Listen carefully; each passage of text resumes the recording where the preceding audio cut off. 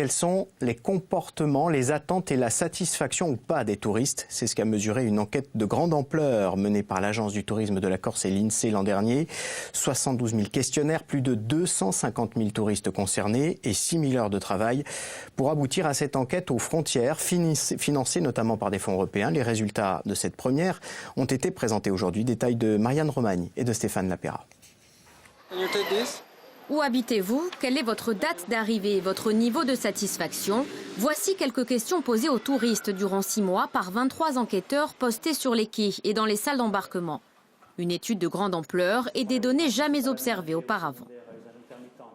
Aujourd'hui, on peut dire avec certitude que du 1er mai au 5 novembre, on a 2,6 millions de touristes qui représentent 30 millions de nuitées.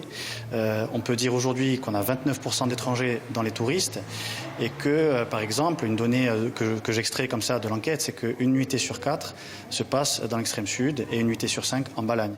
Avec 220 000 entrées supplémentaires sur le territoire en 2017, la fréquentation poursuit son essor et l'activité démarre plus tôt.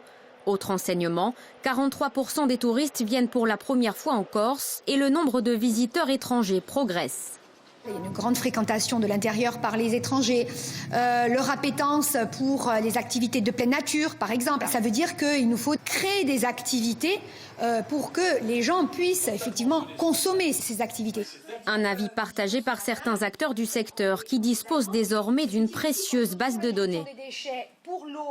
Quelque chose d'important que j'ai retenu, je crois, c'est le fait que 40% des touristes interrogés n'ont dépensé aucune activité payante. Mais il nous appartient de réfléchir pour faire diminuer le plus possible ce pourcentage qui est quand même important. Enfin, l'enquête révèle que les visiteurs se disent plutôt satisfaits de leur séjour.